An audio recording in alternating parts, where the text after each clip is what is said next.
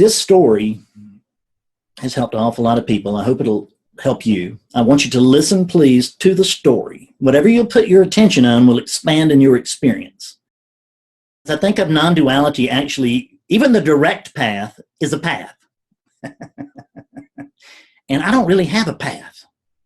I have a path to clearing, but I don't have a path to enlightenment. I just don't, because it's just not a path thing. You know, the path to clearing is a path. But this enlightenment thing is just, this awakening thing is just noticing what's already obvious. You know, we talk about an awakening event, but it's the sort of the awakening non-event, because we don't have to do anything new. We just have to stop doing something that we've been doing all our lives. Not quite all our lives, most of our lives. We'll remember back that the baby is born into the experience of oneness and is then presented with a story about other, and that the baby's, and you're other, and your name is Bob, and okay, I'm Bob from then on. So this story has helped an awful lot of people. I hope it'll help you. I want you to listen, please, to the story. Whatever you put your attention on will expand in your experience. I'd like for you to listen to the story, please, and maybe not pay attention to the arising commentary, which is coming. I'm not telling you to not think about it, because you can't not think about it if thoughts arise. What I'm suggesting is that you don't pay them the favor of your attention. Do not give them the favor of your attention. To the best of your ability, keep your attention on the story itself and not the commentary. Because what I found out, and you'll find out soon if you don't already know, some of you already do, is that it's not that difficult to notice your true nature. It just isn't. It's difficult sometimes to accept what we find, but that recognition, it's not difficult. We're not looking for something way out there. We're not looking for a big explosive experience. We're looking for the truth.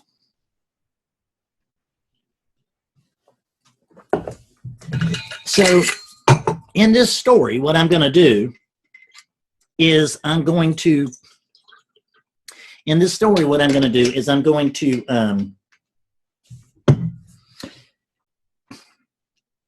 need your help. Because what I'm going to do is I'm going to ask you to stay in the same GPS position that you're in right now. Not that any of you were planning on moving, but I want you to stay in that same GPS position that you're in right now. And what I'm going to do is I'm going to move everything else. So you stay still, I'll move everything else, and we'll see what happens. And if you would, please go ahead and close your eyes and keep them closed, please, for the duration of the story.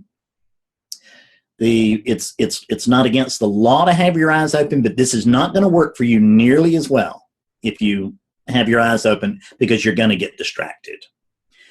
So during the story, you may hear me say, let's look at, or we can see, or something like that, but that's just a turn of phrase. It doesn't mean actually to open your eyes. It's okay if you do, but better if you don't. So I'm going to go ahead and I'm going to start the story right now. And if someone were to ask me right now where you are, then I'd have to say, well, you're in that chair. That's where most of you are. You're in your chair. That's what I'd say. Well, they're in their chair. But now that we know that you're in your chair, what I want to do is I want to introduce a new element. And in order to do that, I'm going to have to sort of reintroduce myself, because I'm actually a magician and I have a magic wand. You know how those black wands with the white ends? And I'm going to take that magic wand and I'm going to touch you on the head with it. And I'm going to endow that unit with the ability to float. You're going to magically be able to float. But please don't float very fast and don't float very far. Float, if you would, just an inch or so above the chair. what we're trying to do is make sure that your unit is no closer than about an inch to any other object or arising. So in other words, you're going to be floating above that chair. Your feet will be floating off the floor. All of this, of course, is taking place in your mind's eye. That's fine. We use the mind to go beyond the mind. That's what we do here. And in this story, it's what we do. So now that you're floating above the chair, the first thing I notice is that we actually don't need the chair any longer. And so since we don't need the chair any longer, since you're floating above it, I'm just going to take my wand and touch the chair, and I'm going to poof it right out of our story. I'm going to make it disappear. I'm going to poof it away. Poof. So now that there's no chair in our story, if someone were to ask me where you are, I'd have to say, well, that unit is in its home, which would still be true. Most of you are in your homes. So, but let's look now at what your home consists of, now that we know where you are. And what I notice is that all of these homes are strikingly similar because they all have floors and doors. They have windows and walls. They have ceilings, and there's a roof up there somewhere. There is, I see that there's lots of furniture and books. There's some art. There are curtains and appliances and ductwork and wiring and appliances. I mean, these are very busy places, very full places. And now that we know where you are and what that consists of, I'm going to take my wand and I am going to swirl it around my head and make all of the contents of that entire building disappear except for you. You, you are unaffected by this.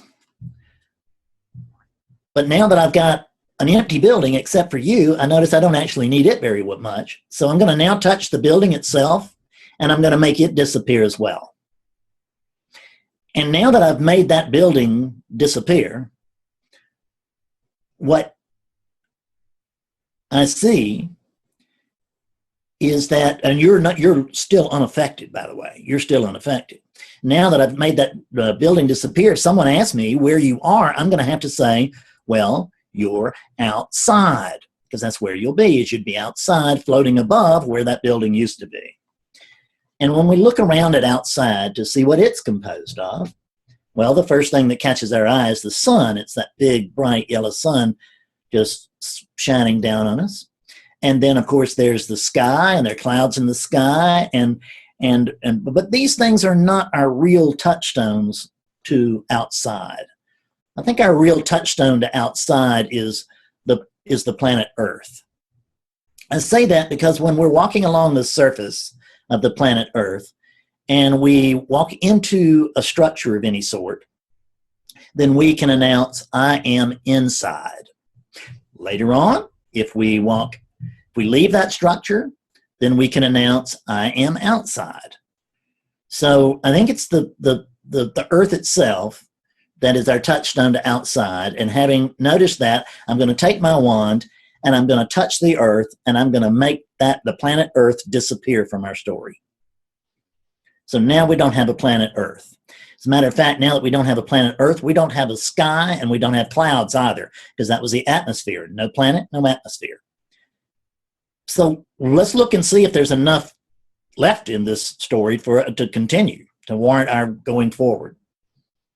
And when I look, I say, well, yes, actually, there's quite a bit of stuff out here. I mean, there's the sun. The sun wasn't contingent upon the Earth's existence in order for it to exist.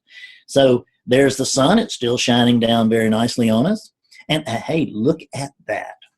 They're coming around from behind the sun in exactly the same orbit that the Earth used to be in.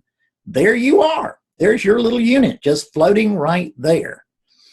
It's floating up there in the same orbit the Earth used to be in, because you've kept your word. You have remained in exactly the same GPS position while I've moved everything else. And now that we see where you are, we can look behind that, beyond that, and we can begin to see the moon. And there's the moon with all of the shadows and the mountains and the craters. And we look beyond the moon and we can begin to see little meteorites, the shooting stars that pepper the sky. And then we can begin to see big rocky asteroids, and we can see the entire asteroid belt. We go beyond that, we can begin to see other planets, and some of them have moons, and some of them have rings. And beyond that, we can begin to see the little dwarf planets that scientists tell us about. And then we can see comets and stars and nebula and black holes. We get to where we can see entire star clusters very distinctly. And then we can see the entire Milky Way. It shows up for us as that single gaseous unit that it at least appears to be. And beyond the Milky Way, we can see a sky full of, or space full of distant galaxies. I mean, they're just pop, pop, pop, pop. They're everywhere out there. I mean, they're different colors, they're different distances, they're different shapes. I mean, this thing just seems to just go on forever. And if someone were to ask me where you are right now, I'd have to say, well, you're in outer space, because that's what we call that collection of arisings. We call that collection of arisings outer space. And now that we know where you are and what outer space consists of, I'm going to actually make it disappear as well. And so I'm going to take my wand and I'm going to start with the distant galaxies and I'm going to touch them and pop, pop, pop, pop, pop, pop, pop. I'm going to do away with the distant galaxies, poof them right out of our story. And then I touch the Milky Way and poof it out of our story. And then I touch the star clusters, pop, pop, pop, and pop them out of our story. And then the stars and the nebula. I'm taking all of it away. The black holes, the comets, the little dwarf planets. I'm going to take away the regular planets. I'm going to take away the asteroids and the asteroid belt. I'm going to take away the little meteorites. Pop, pop, pop. And I'm actually going to go ahead now and I'm going to take away our moon. I take away our moon, but I'm going to leave the sun for a little while. I'm going to leave the sun because we're going to need a little light. Because now that I've taken away almost all of outer space, we need to check the content of our story again. And when we do, we see there's just two things left. There's just two things. There's the great big moon and you. Or, excuse me, the great big sun and you. That's actually all that's left. And now that we can see that there's just those two things left, I'm going to go ahead and take away the sun. I touch the sun with my wand and it disappears from our story also. Which means the only thing left is you. Just one thing left in our story. And if we wanted to speak poetically, we could say that you are awash in a sea of darkness, but that's not really it. Because it's not the presence of darkness, it's the absence of light. So this stillness, this silence, that's all there is other than you. So now what I'm going to do is I'm going to remove your unit too. So I'm actually going to go ahead, I will remove the sun and then I remove you. And when I do that, what we notice is that there's nothing left in our story. What we have now is we have a perfect void, which we actually can't visualize. The mind can't actually hold it. But we have now just a void. There's just stillness. There's just silence. Nothing to see, nothing to sense. I mean, we could say that this is an empty story. Matter of fact, I think we could say that this is emptiness itself. Because after all, there's nothing to see here There's nothing to sense. Just stillness, silence. But I want you to check on something for me. Because even though there's nothing in our void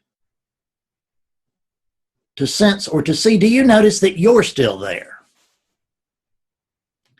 Doesn't the sense of being remain when everything else has been stripped away? Yes. There's still that sense of being. You know that you are.